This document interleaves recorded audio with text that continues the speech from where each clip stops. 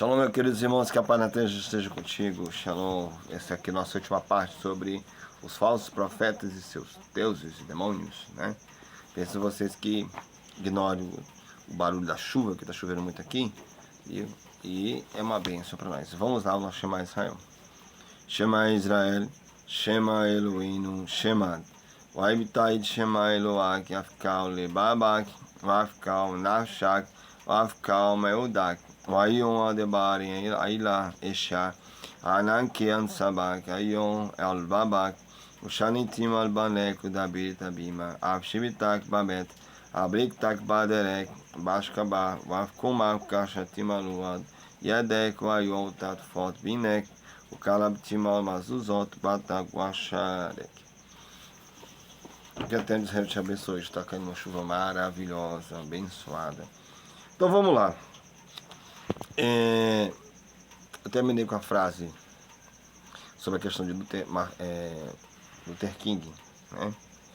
De Martin Luther King, que ele falou que o Egito ele simbolizava o mal na forma de uma opressão humilhante, exploração e dominação esmagadora dos ímpios. Até mesmo as pessoas, que os rabinos também sabem e ensinam que Hassatan é o mal interior, é o nosso lado animal, né? Nosso lado animal, ou seja, aquela parte em que a pessoa simplesmente se deixa dominar pelo seu próprio ódio e por puro prazer pratica o pecado e depois bota a culpa de seres invisíveis, seres imaginários que criaram na cabeça dele. Por quê? Porque a gloriosa história contempla das ações do Criador, como o Egito, é a nossa inspiração, nosso encorajamento. Por quê? Porque foi um ser superior. A ideia popular sobre um dragão contemporâneo, cósmico, ela é pisoteada e jogada no mar, se reflete em Miqueias 7,19 e é replicado para o pecado. E também sobre a história do grande dragão, a antiga serpente chamada Diabo, Satanás, e aí vai. Tudo isso é replicado, tudo isso é histórias inventadas de outros povos e aperfeiçoado pelo cristianismo. Como vou dizer para vocês, que ele se refere em terra, ou seja, atropela. Né? Na Bíblia, revisão, como é que chama? Revisada, fiel e corrigida, tem esse texto lá e mostra essa discrepância, essa coisa ridícula.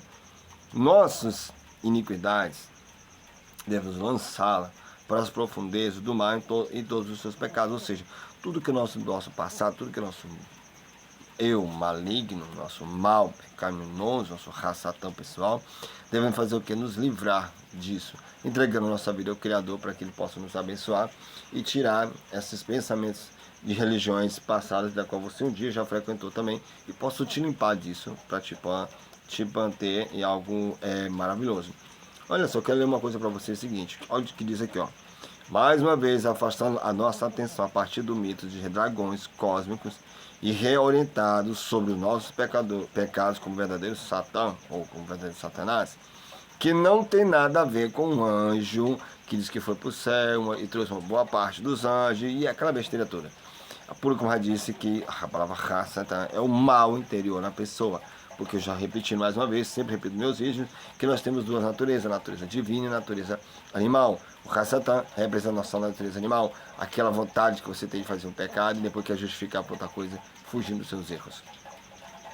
Referente ao foco sobre a realidade da Terra, esta reorientação das lendas sobre os conflitos e os seres cósmicos, impérios para os seres humanos, concretos, reis da terra, como você pode ser encontrado também no Antigo Testamento. No Antigo Testamento fala sobre esses imperadores e textos mal interpretados como se fosse a estrela da manhã, tal, mas tudo isso não se refere a um demônio, e sim aos reis do passado. Como naquele texto que diz que ó como tu caíste, estrela da manhã, sobre pedras preciosas. Esse texto que está citando aqui é simplesmente sobre o rei Acás. Mas no cristianismo, eu já vi versões da Bíblia que já falaram sobre Satanás, mas não tem nada a ver uma coisa com a outra.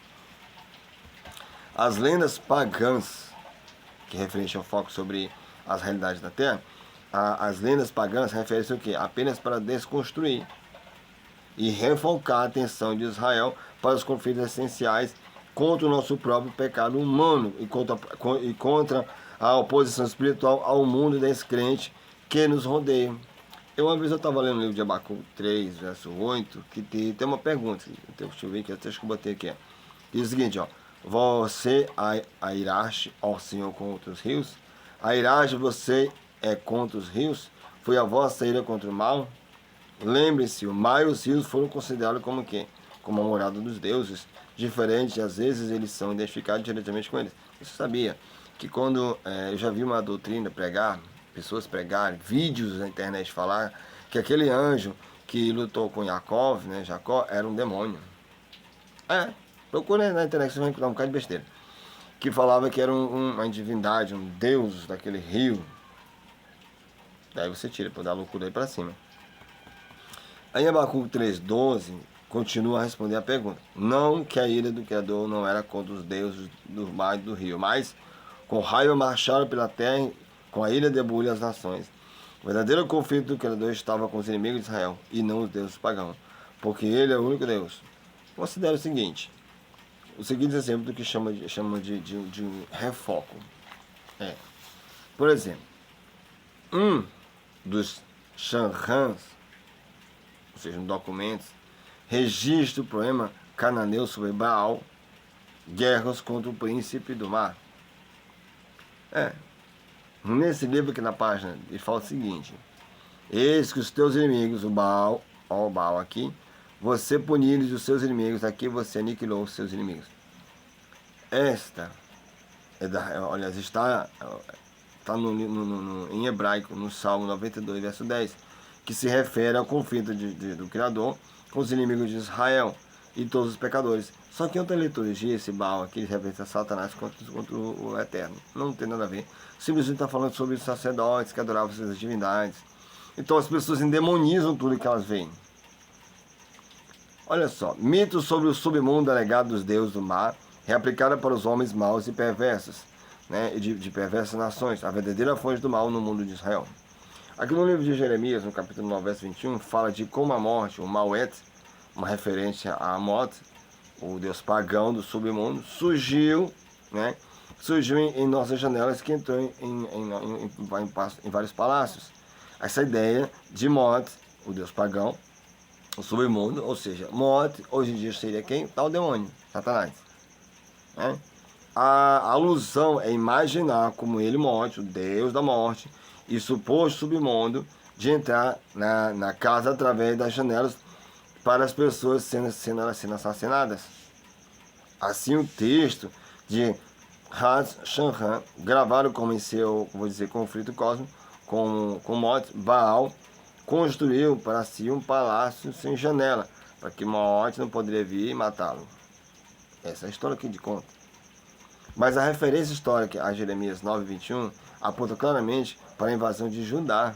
Só que outras versões, o Mot era Satanás. A invasão de Mot aqui era simplesmente o povo que está querendo invadir Judá. Não era um demônio nem nada. Assim, a ideia conhecida de conflito cósmico, como entre Baal e Mot, centra-se e nos exércitos da Babilônia ao quê? Ao Deus único, ou seja, o verdadeiro que enviou para contra o povo de Judá desviar.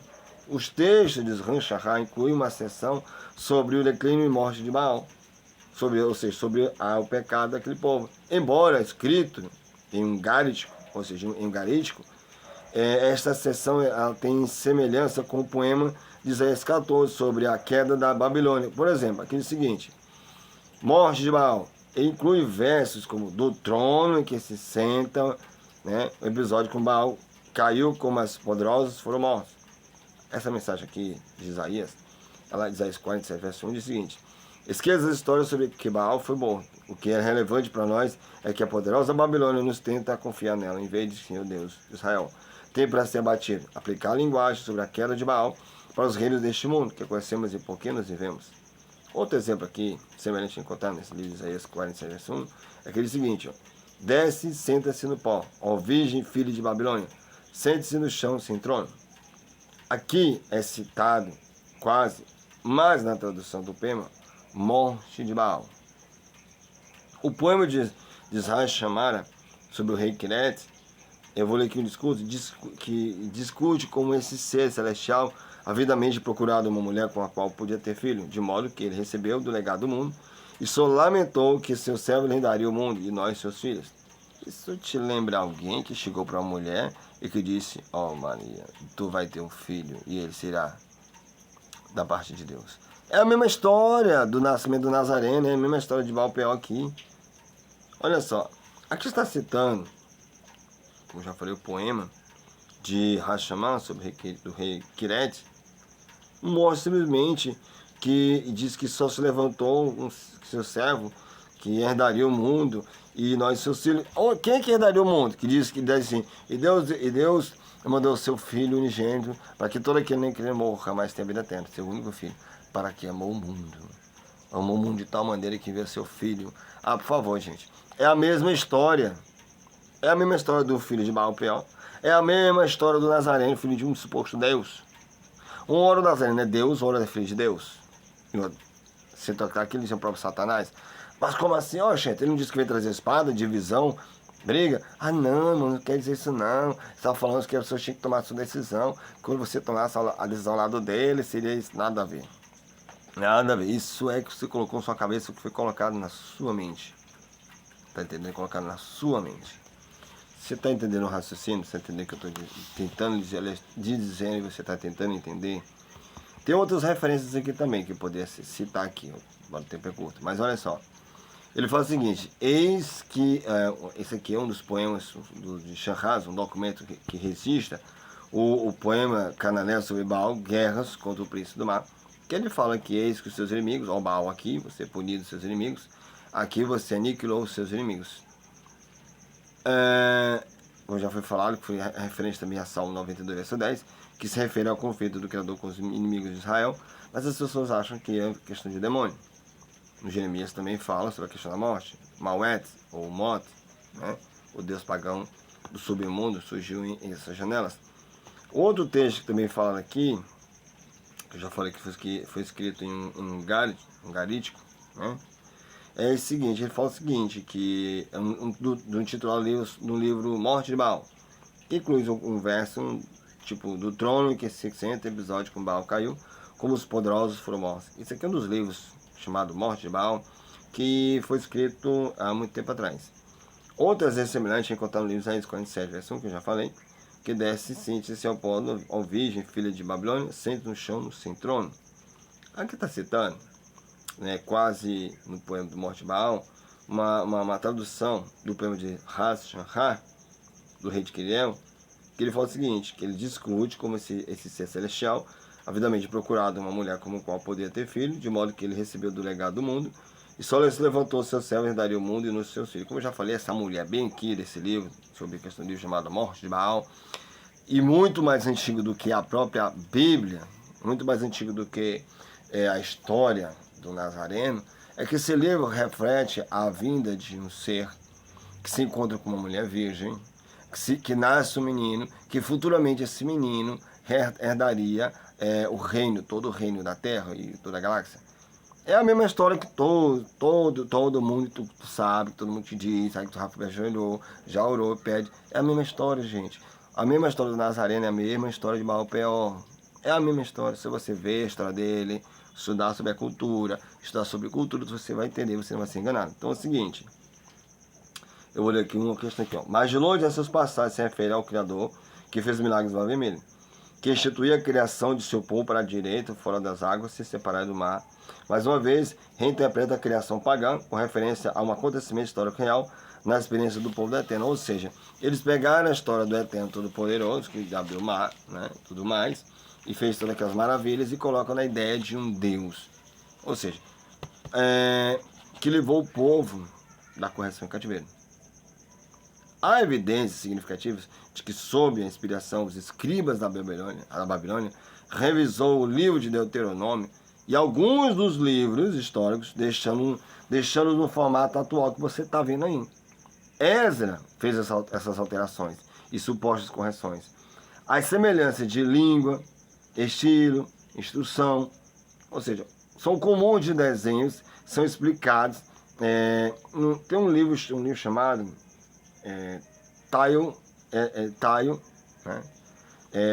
Do autor Martin North, Taio, do autor chamado Martin North.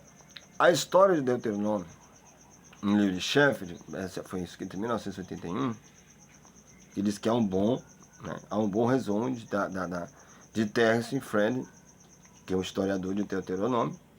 Ele nasceu em Nashville, né, em 1989, que ele vê essa história, ele fala de Winterfield, que ele fala que em Deuteronômio, e da escola de Deuteronômio, lá em Oxford, no caso seria Clarendon Press, de 1972, essa história chamada Deuteronomic tenta falar especificamente, como vou dizer, as necessidades e fraquezas de Judá, que estava em cativeiro na Babilônia. No contexto atual, é interessante notar a ocorrência frequente de filhos, tipo filhos de Baal, para descrever para pessoas más. Então, filhos de Baal representa pessoas más, pessoas de coração ruim. Eu vou ler aqui um texto aqui, gente, finalizando, ó. Escritos dos judeus apóstolos falam de um personagem chamado Belial. Satanás, pessoal de classe, né? Pessoal de classe. No entanto, seu uso do termo bíblico hebraico Belial nota a sutil diferença, mas muito significativa. Porque, de acordo com o léxico Strong hebraico, Belial essencialmente significa nada ou fracasso. Portanto, filho de nada, vazio e inútil. Então, quando alguém diz, filho de Belial, o que é filho de Belial? A palavra Belial significa fracasso, significa vazio, significa nada. Nada tem a ver com demônios. É simplesmente uma linguagem antiga que ele chamava as pessoas de fracassado, como a gente chamou de fracassado, corrupto, incompetente, aí vai. Aí as pessoas vão e demonizam essas palavras. Como fica isso? Como fica essa situação?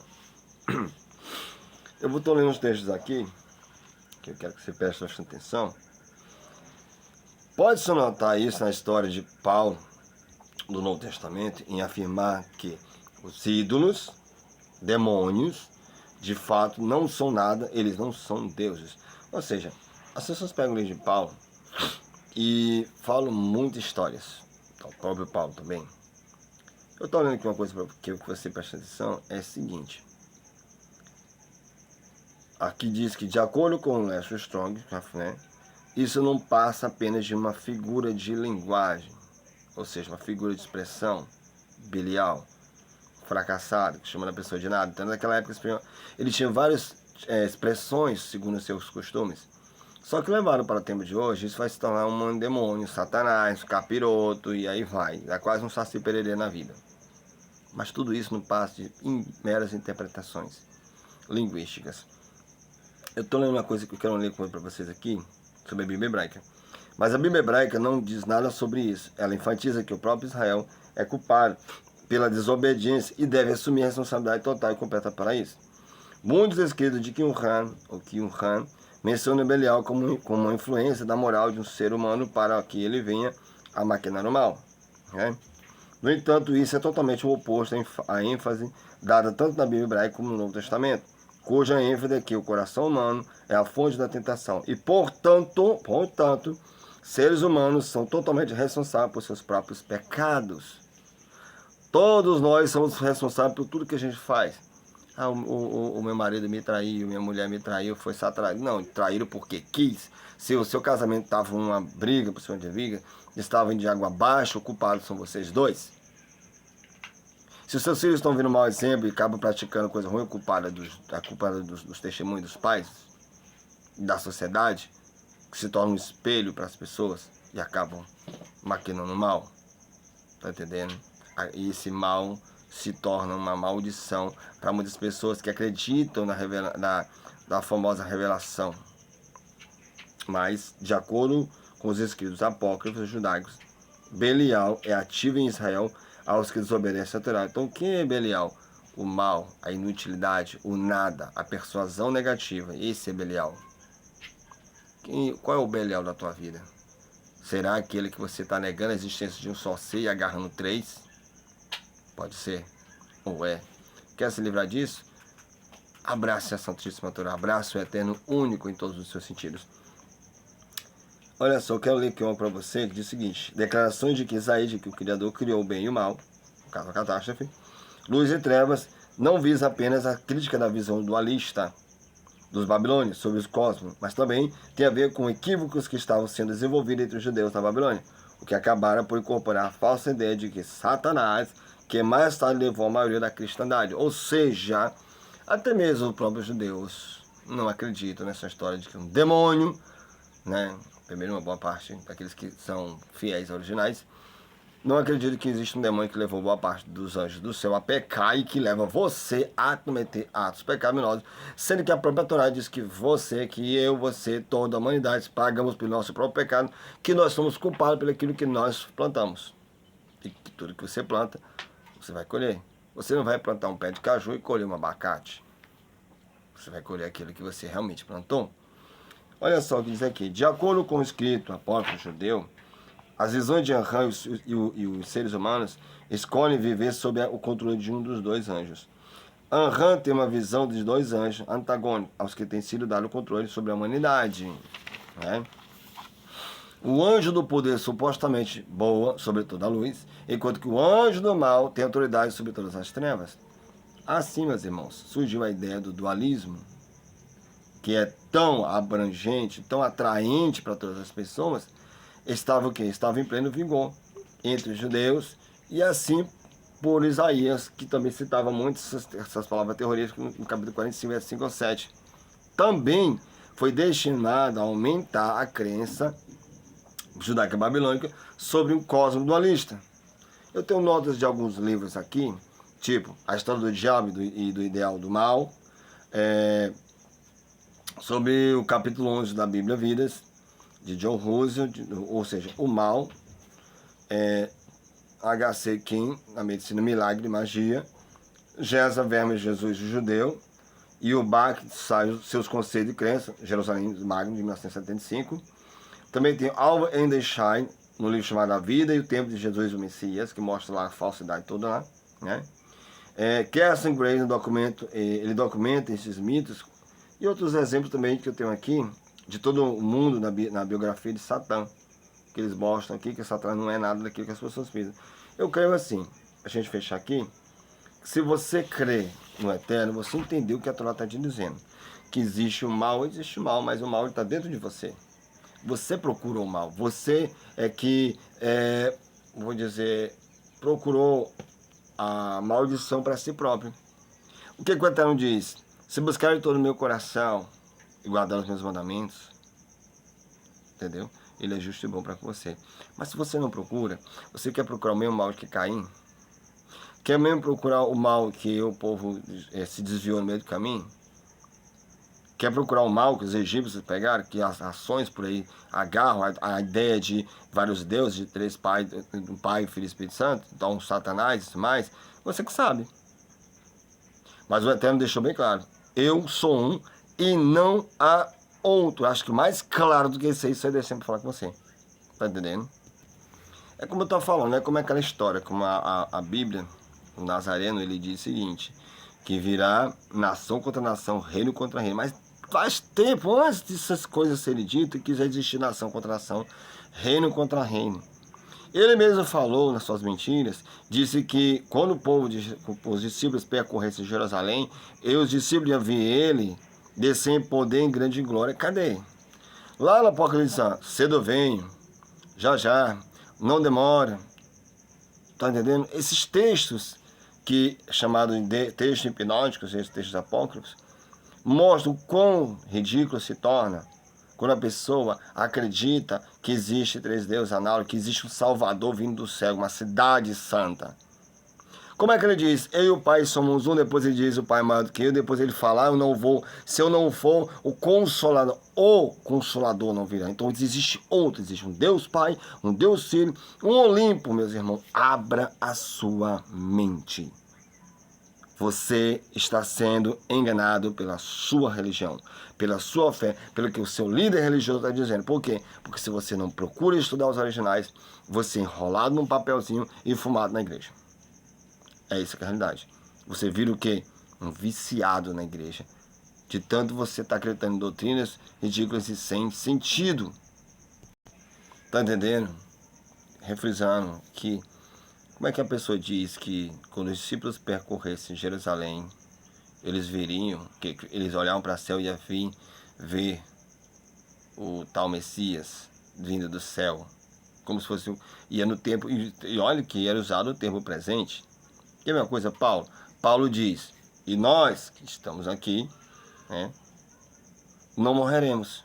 Ele falou o tempo nós, o tempo ele lá. E cadê Paulo? Cadê ele? Tá entendendo, meus queridos e amados irmãos? Que a paz do Eterno seja contigo. Dê uma olhada nos meus outros vídeos, dê uma olhada no que a Sagrada Torá está te dizendo.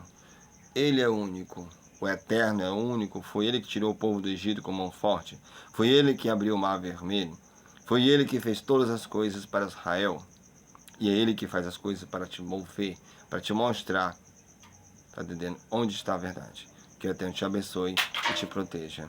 Shalom.